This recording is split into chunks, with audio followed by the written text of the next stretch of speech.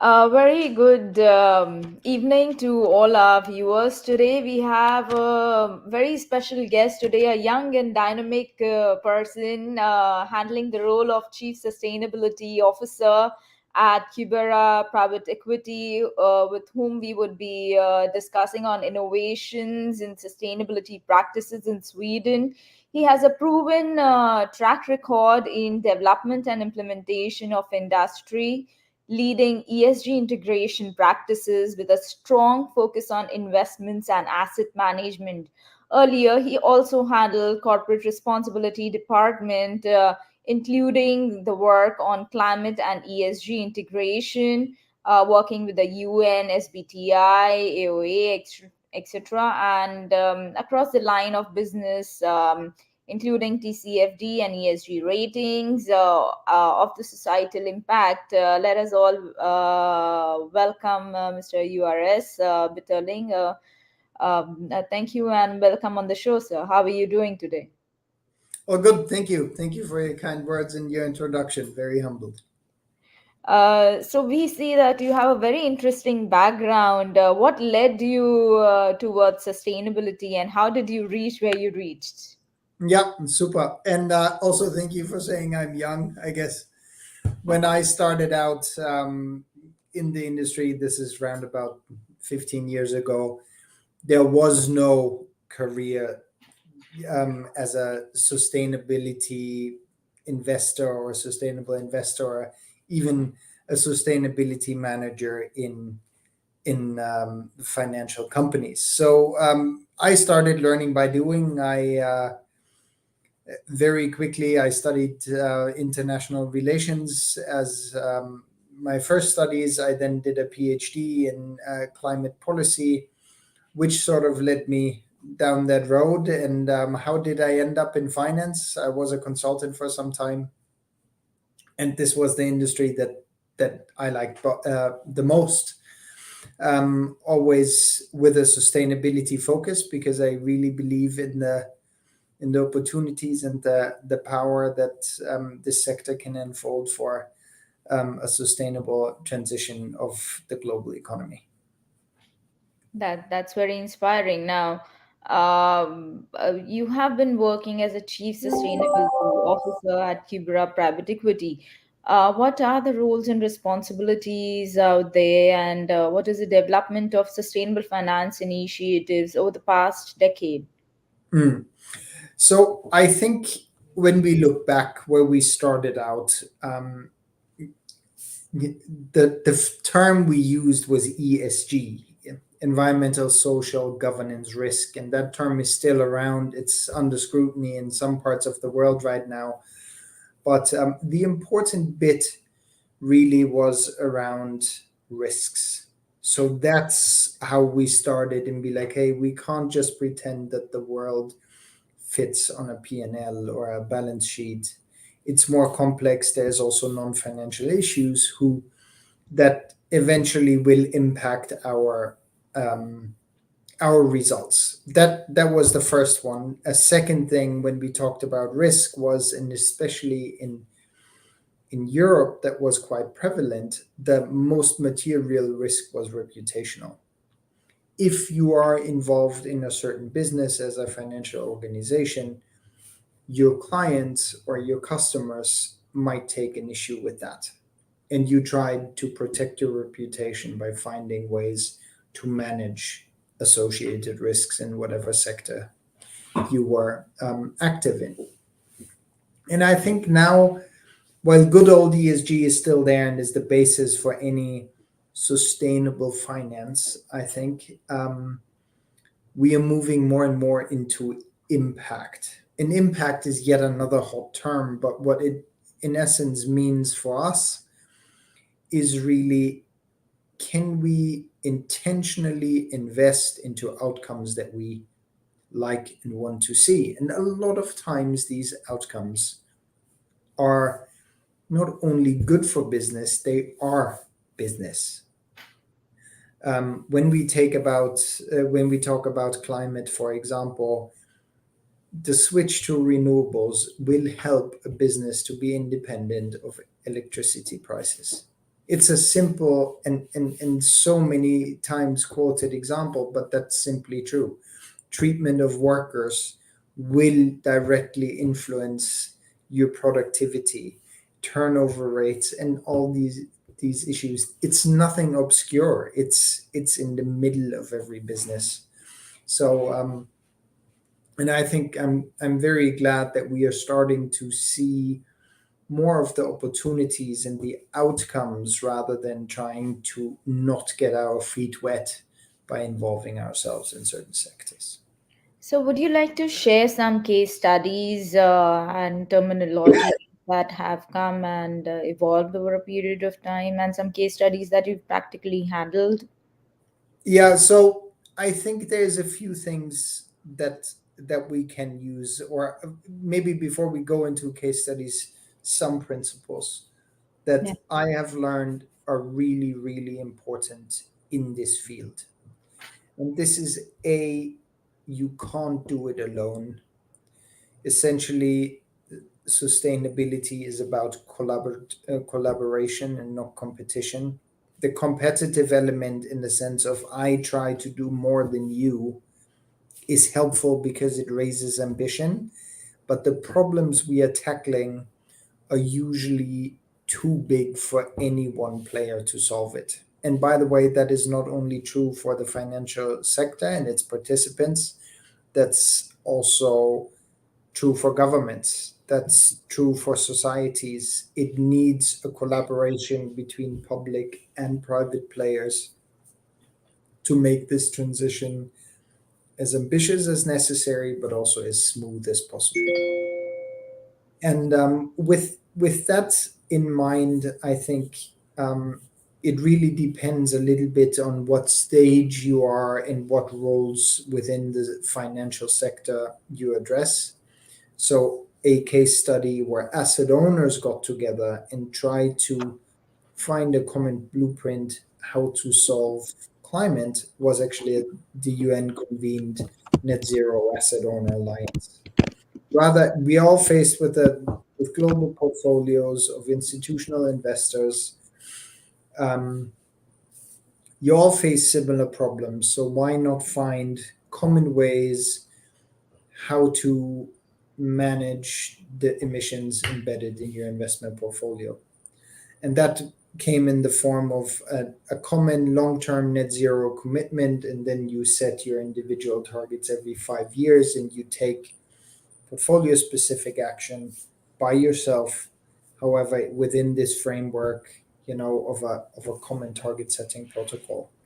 I think that's sort of a blueprint how working towards a long-term goal can work. Now I'm in private equity, so we are private equity manager, and there our world is actually quite different in the sense of we do not have that far advanced data. We don't. We work with private companies. We do not get the same data as in the listed space. So a very helpful initiative that I would like to mention here is the so-called ESG data conversion initiative, where actually private equity players, LPs and GPs, get together to standardize the data requests amongst each other and towards companies. So rather than getting lost in the forest of everybody trying to find the exact right and perfect KPI, let's standardize and use the good old 80/20 principle. Good good is already good. Perfect we can solve later because we also run out of time eventually. So these are the two case studies I would like to mention. Are there any particular company that you have invested and you have neglected because of their ESG scores or rating? So it happens, I think, working in the Nordic context, there is quite a strong, almost normative framework of no go areas. And that you simply exclude from the beginning. And also in private equity, it is in a way. Um, it's rather what part of the economy do you target?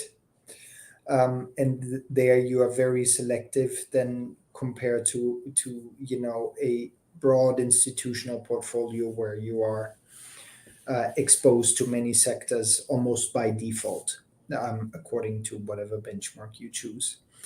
And yes, we have for sure neglected also individual companies, or individual deals, I'd rather say, and that can range from various for various reasons. We might not like a certain sector to begin with. It also can be that we don't know that sector, so we don't touch it.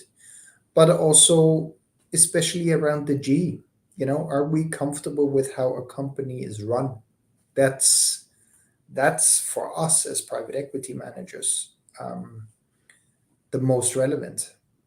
Do we have confidence in a leadership?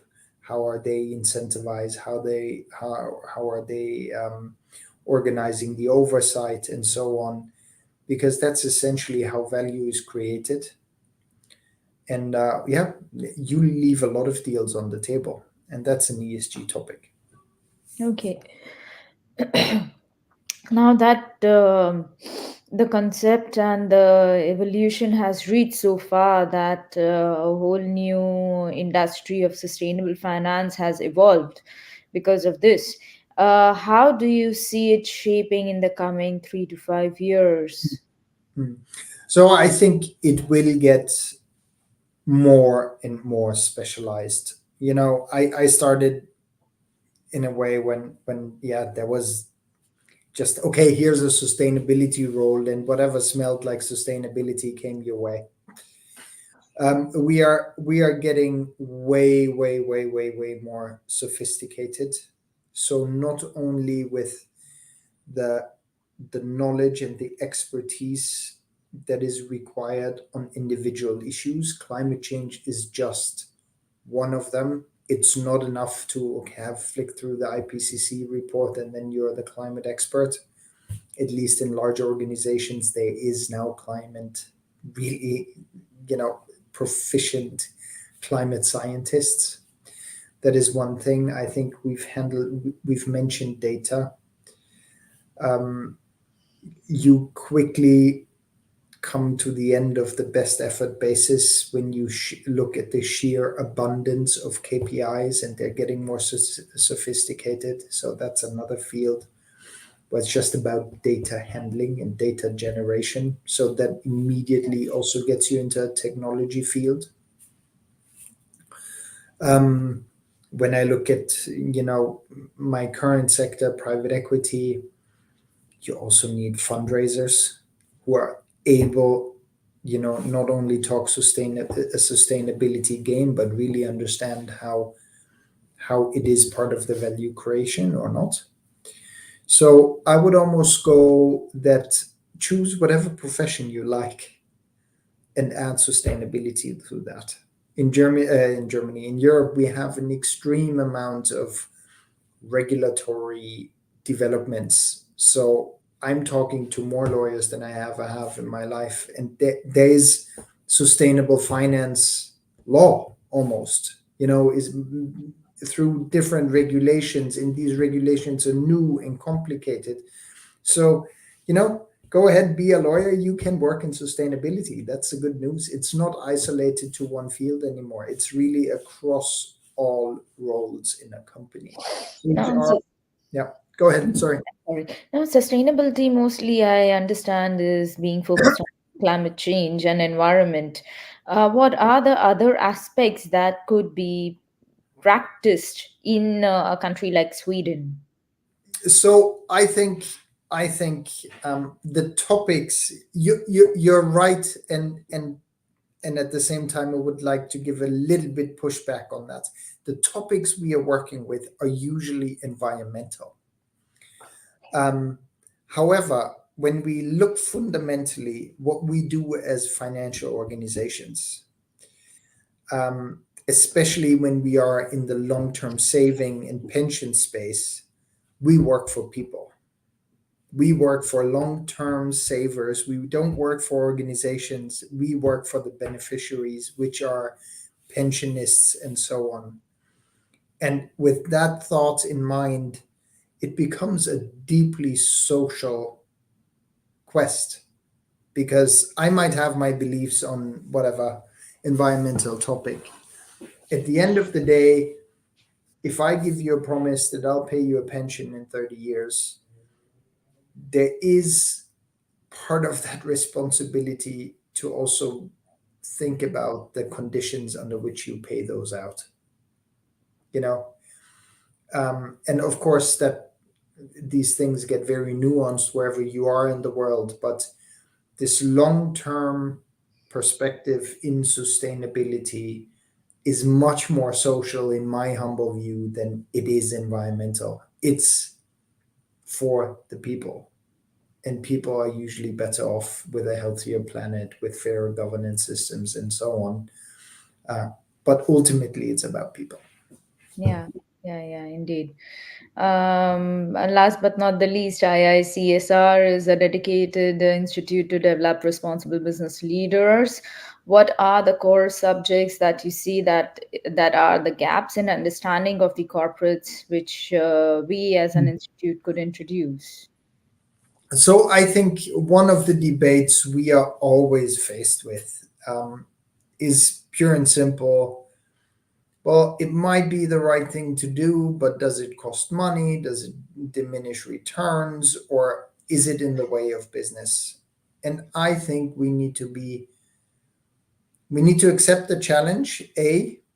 Are we speaking the right language to business people in the sense of that they understand us and what we think? And that is a two-way responsibility. The responsibility of the listener of trying to understand, but also the responsibility of the sender. If you're not understood, you need to change something too. You can't just blame it on the other person. So that's one thing. Be clear in your message and speak the right language, literally. We run a danger. I've introduced, how sustainability is different from ESG, is different from impact, blah, blah, blah, blah, blah, blah, blah. It's already complicated. Yes, Clear yes, on what you mean. Be clear on what you mean and speak the right language. That's one thing we need to do. And secondly, let's be commercial about sustainability. Sustainability is about growth, in my view. We've had COVID as a good example. What happens when we just try to stop the world? At least where I lived, I lived in Germany back then. We just shut down. And if you just take a simple correlation, and it's not causation, but our GDP decreased way more than our emissions at that time. So degrowth is also not the solution. hmm. Just stop, because there is also demand, and people, Yeah, you know, we're actually getting more and more people, so demand is growing. So not growing can't be the solution either. So let's be commercial about this. That's in my way the best idea I have. Well, growth, yes, but then the right kind of growth. You hmm. know, growth with a conscience, with responsibility, and in clear sight that short-term profits usually fall on the feet of a lot of other people who will not accept it forever. You Yeah, know, we're yeah, talking about societal stability and all this stuff, and that is all bad for business. Instability is bad for business. Let's face it. yeah, yeah. So that's my two things: be clear on your message and be commercial. All right. Kind of cost benefit analysis of of integrating sustainability in a business would be something good to debate about. Um, Indeed. Yeah. yeah, it has been great talking to you and an honor and great to learn about your journey and your insights on the work that you're doing. Any final message to all our viewers?